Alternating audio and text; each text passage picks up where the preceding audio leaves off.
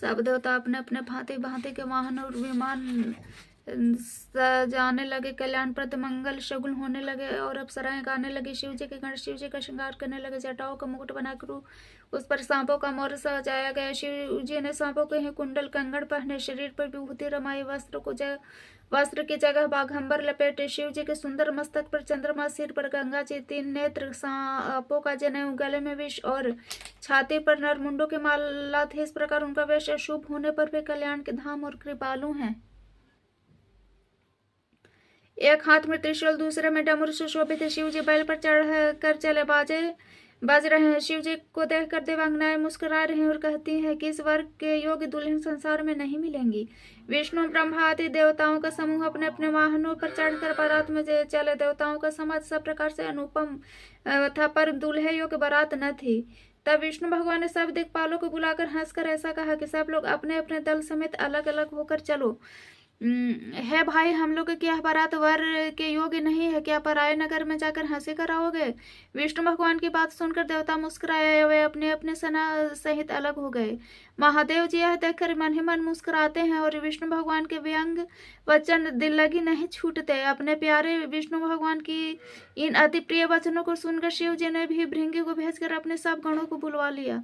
शिव जी के आगे सुनते ही सब चले और उन्हें स्वामी जी के चरण कमलों में सिर नवाया। तरह तरह की सवारियों की तरह तरह के उपवेश वाले अपने समाज को देख कर शिव जी हंस दे।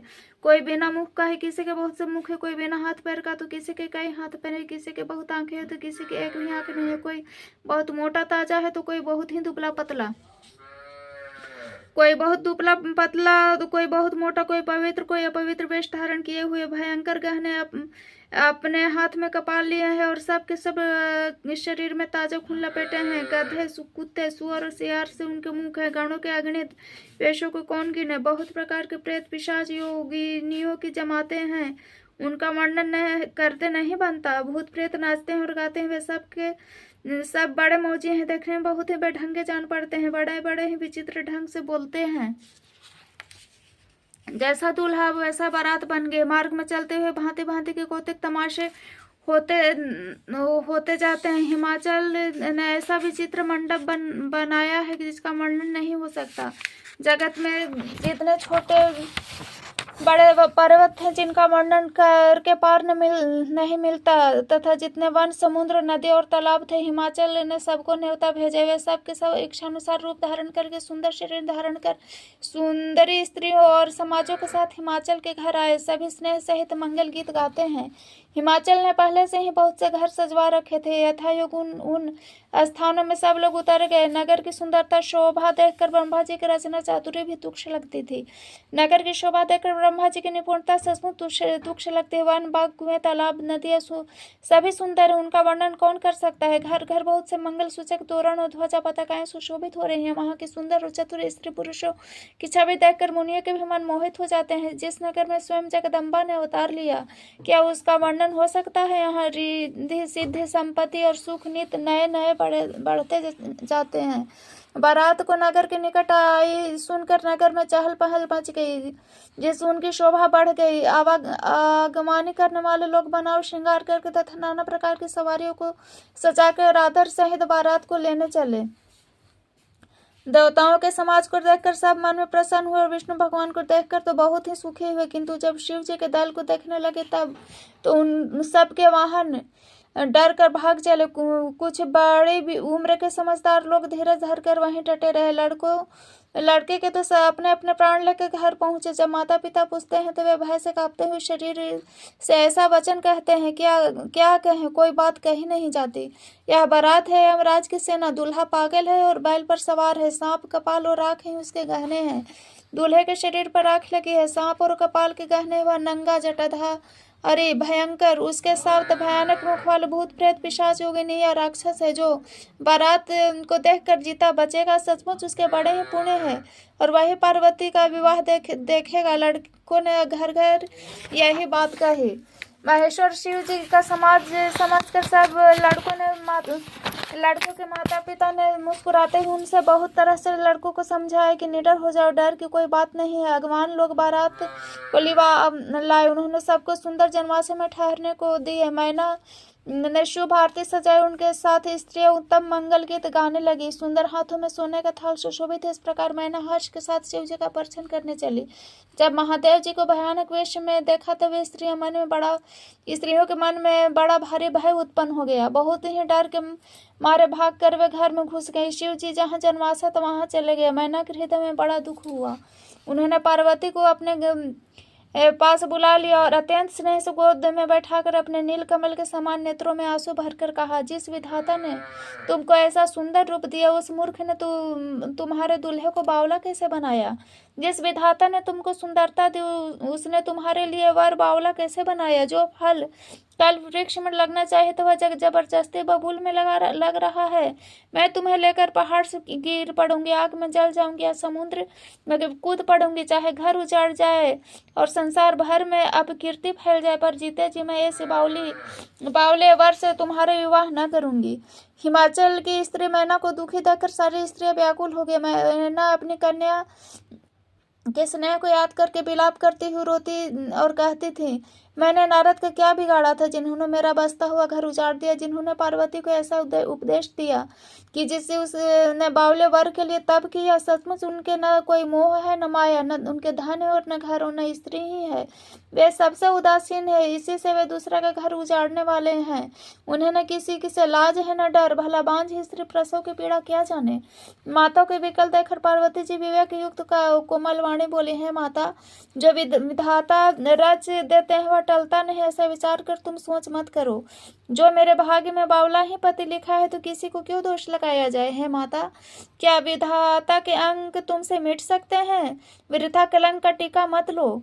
है माता, कलंक मत लो, रोना छोड़ो, यह अवसर विषाद करने का नहीं है। मेरे भाग्य में जो दुख सुख लिखा है उसे मैं जहाँ जाऊंगी वहां पाऊंगी। पार्वती के ऐसे विनय भरे कोमल वचन सुनकर स्त्रियां सोचने लगी और भांति भांति से विधाता को दोष देकर आंखों से आंसू बहाने लगी। इस समाचार को सुनते ही हिमाचल उसी समय नारद और सप्त ऋषियों के साथ लेकर अपने घर गए। जब नारद जी ने पूर्व जन्म की कथा सुनाकर सबको समझाया और कहा कि हे मैना, तुम मेरी सच्ची बात सुनो। तुम्हारी यह लड़की साक्षात जगत जननी भवानी है। ये अजन्मा अनादि और अविनाशिनी शक्ति है। सदा शिव जी के अर्धांग में रहती है। जगत की उत्पत्ति, पालन और संहार करने वाली है और अपनी इच्छा से ही लीला शरीर धारण करती है। पहले ये दक्ष के घर जाकर जन्मी थी, तब इनका नाम सती था। बहुत सुंदर शरीर पाया था। वहां भी सती शंकर जी से ही ब्याही गई थी। यह कथा सारे जगत में प्रसिद्ध है। एक बार इन्होंने शिव जी के साथ आते हुए राह में रघुकुल रूपी कमल के सूर्य श्री रामचंद्र जी को देखा। तब इन्हें मोह हो गया और इन्होंने शिव जी का कहना न मानकर ब्रह्मवश सीता जी का वेश धारण कर लिया। सती जी ने जो सीता जी का वेश धारण किया, उसी अपराध के कारण शंकर जी ने उनका त्याग किया। फिर शिव जी के वियोग में अपने पिता के यज्ञ में जाकर वहीं योगाग्नि में भस्म हो गई। अब इन्होंने तुम्हारे घर में जन्म लेकर अपने पति के लिए कठिन तप किया है, ऐसा जानकर संदेह छोड़ दो। पार्वती जी को वे सदा ही शिव जी की प्रिय अर्धांगिनी है। तब नारद के वचन सुनकर सबका विषाद मिट गया और क्षण भर में समाचार सारे नगर में घर घर फैल गया। तब मैना और हिमवान आनंद में मग्न हो गए। उन्होंने बार बार पार्वती के चरणों की वंदना की। स्त्री पुरुष बालक वृद्ध सब नगर के लोग बहुत प्रसन्न हुए। नगर के मंगल गीत गाने जाने लगे। सब ने भांति भांति सुवर्ण के कलश सजाए। पाठ शास्त्र में जैसी रीति है उसके अनुसार अनेक भांति की ज्योनार हुई रसोई बने। जिस घर में स्वयं माता भवानी रहते हैं वहाँ ज्योनार का वर्णन किया जा सकता है भला। हिमाचल ने आदर पूर्वक सब बारातियों को, विष्णु ब्रह्मा और सब जाति के देवताओं को बुलवाया। भोजन करने वाले की बहुत सी पंक्तियां बैठी। चतुर रसोई परोसने लगी। स्त्रियों की मंडलियां देवताओं को भोजन करते समय जानकर कोमल वाणी से गालियां देने लगी। सब सुंदरी स्त्रियां मीठे स्वर में गालियां देने लगी, व्यंग भरे वचन सुनाने लगी। देवगण विनोद सुनकर बहुत सुख अनुभव करते हैं, इसलिए भोजन करने में बड़ी देर लगा रहे हैं। भोजन के समय जो आनंद बढ़ा वह करोड़ों मुख से भी नहीं कहा जा सकता। भोजन कर चुकने पर सबके हाथ मुंह धुलवा कर पान दिए गए। फिर सब लोग जो जहाँ ठहरे थे वहां चले गए। फिर मुनियों ने लौटकर हिमवान को लगन पत्रिका सुनाई। विवाह के समय देखकर देवताओं को बुलावा भेजा। सब देवताओं को आदर सहित बुलवा लिया। सबको यथायोग आसन दिए। वेद की रीति से वेदी सजाई गई और स्त्रियां सुंदर श्रेष्ठ मंगल गीत गाने लगी। वेदिका पर एक अत्यंत सुंदर दिव्य सिंहासन था जिसकी सुंदरता का वर्णन नहीं किया जा सकता, क्योंकि वह स्वयं ब्रह्मा जी का बनाया हुआ था। ब्रह्मा जी को सिर नवाकर अपने हृदय में अपने स्वामी श्री रघुनाथ जी का स्मरण करके शिव जी उस सिंहासन पर बैठ गए। फिर मुनीश्वर ने पार्वती को बुलाया। सखियां श्रृंगार करके उन्हें ले आई। पार्वती जी के रूप को देखते ही सब देवता मोहित हो गए। संसार में ऐसा कवि कौन है जो उस सुंदरता का वर्णन कर सके। पार्वती जी को जगदम्बा और शिव जी की पत्नी समझकर देवताओं ने मन ही मन प्रणाम किया। भवानी जी की सुंदरता की सीमा है, करोड़ों मुख से भी उनका शोभा नहीं की कहा जा सकता। जगत जननी पार्वती जी की महान शोभा का वर्णन करोड़ों मुखों से भी नहीं कहते बनता। वेद शेष जी और सरस्वती जी तक उसे कहते हुए सकुचा जाते हैं। तब मंद बुद्धि तुलसी किस गिनती में है। सुंदरता और शोभा के खान माँ भवानी मंडल के बीच में जहाँ शिव जी थे वहां गए। संकोच के मारे पति के चरण कमलों को देख नहीं सकती, परंतु उनका मन रूपी भंवरा तो वही था। मुनियों की आज्ञा से शिव जी पार्वती जी ने गणेश जी का पूजन किया। मन में देवताओं को अनादि समझकर कोई इस बात को सुनकर शंका न करें। अब वेदों में विवाह की जैसी रीति कही गई है, महामुनियों ने वह सभी रीति करवाए। पर्वतराज हिमाचल ने हाथ में कुश लेकर तथा कन्या का हाथ पकड़कर उन्हें भवानी शिव पत्नी जानकर शिव जी को समर्पण किया। जब महेश्वर शिव जी को पार्वती जी का पाणी ग्रहण किया तब इंद्रादि सभी देवता हृदय में बड़े ही हर्षित हुए। श्रेष्ठ मुनिगण वेद मंत्रों को उच्चारण करने लगे। देवगण शिव जी का जय जयकार करने लगे। अनेकों प्रकार के बाजे बजने लगे। आकाश से नाना प्रकार के फूलों की वर्षा हुई। शिव पार्वती जी का विवाह हो गया। सारे ब्रह्मांड में आनंद भर गया। दास रथ घोड़े हाथी गाय वस्त्र मणि आदि अनेक प्रकार की चीजें अन्न तथा सोने के बर्तन गाड़ियों में लदवा कर दहेज में दिए, जिसका वर्णन नहीं हो सकता। बहुत प्रकार से दहेज देकर फिर हाथ जोड़कर हिमाचल ने कहा, हे शंकर, आप पूर्ण काम है, मैं आपको क्या दे सकता हूँ। इतना कहते शिव जी के चरण कमल पकड़ कर रह गए। तब कृपा के सागर शिव जी ने अपने ससुर के सभी प्रकार से समाधान किया। फिर प्रेम से परिपूर्ण हृदय मैना जी ने शिव जी को चरण कमल पकड़े और कहा, हे नाथ, यह उमा मुझे मेरे प्राणों के समान है और आप इसे अपने घर की टहलनी बनाइएगा और इसके सब अपराध को क्षमा करते रहिएगा। आप प्रसन्न होकर मुझे यही वर दीजिए।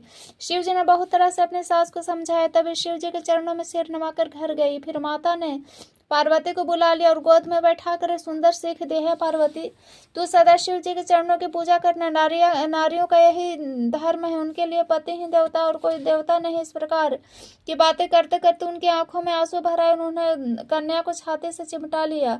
फिर बोली, विधाता ने जगत में स्त्री जाति को क्यों पैदा किया है। पराधीन को सपने में सुख नहीं मिलता। यो कहते हुए माता प्रेम से अत्यंत विकल हो गई, परंतु कुछ में जानकर दुख करने का अवसर न जानकर उन्होंने धीरज धरा और मैना बार बार मिलती और पार्वती जी के चरणों को पकड़ के गिर पड़ती। बड़ा ही प्रेम है, कुछ वर्णन नहीं किया जा सकता। भवानी सब स्त्रियों से मिल भेंट कर अपनी माता के हृदय से जा लिपटी। पार्वती जी ने माता से फिर मिलकर चली। सब किसी ने उन्हें योग्य आशीर्वाद दिया। पार्वती जी फिर माता की ओर देखती। तब सखियां उन्हें शिव जी के पास ले गई। महादेव जी सब याचकों को संतुष्ट कर पार्वती जी के साथ कैलाश को चले। सब देवता प्रसन्न होकर फूलों की वर्षा करने लगे। आकाश में सुंदर नगाड़े बजने लगे। तब हिमवान अत्यंत प्रेम से शिव जी को पहुंचाने के लिए साथ चले। शिव जी ने बहुत तरह से उन्हें संतोष कराकर विदा किया। पर्वतराज हिमाचल तुरंत घर आए। उन्होंने सब पर्वतों और सरोवरों को बुलाया आया। हिमवान ने आदर दान विनय और बहुत सम्मान पूर्वक सबकी विदाई की। जब शिव जी कैलाश पर्वत पर पहुंचे तब सब देवता अपने अपने लोगों को चले। तुलसीदास जी कहते हैं कि पार्वती जी और शिव जी जगत के माता पिता हैं, इसलिए मैं उनके श्रृंगार का वर्णन नहीं करता। शिव पार्वती विविध प्रकार के भोग विलास करते हुए अपने गणों से हित कैलाश पर रहने लगे। वे नित्य नए नए विहार करते। इस प्रकार बहुत समय बीत गया। तब 6 मुख वाले पुत्र स्वामी कार्तिकेय का जन्म हुआ, जिन्होंने बड़े होकर युद्ध में तारकासुर को मारा। वेद शास्त्र और पुराणों में स्वामी कार्तिकेय के जन्म की कथा प्रसिद्ध है और सारा जगत उसे जानता है। षडानन के जन्म, कर्म, प्रताप और महान पुरुषार्थ को सारा जगत जानता है, इसलिए मैं इसे वृषकेतु के पुत्र का चरित्र संक्षेप में कहा है। शिव पार्वती के विवाह की इस कथा को जो स्त्री पुरुष कहेंगे और गाएंगे वे कल्याण के कार्यों में विवाह दिमंगलों में सदा सुख पावेंगे। गिरजापति महादेव जी का चरित्र समुद्र के समान है, अपार है, उसका पार वेद भी नहीं पाते। तब अत्यंत मंद बुद्धि और गंवार तुलसीदास उसका वर्णन कैसे कर सकता है।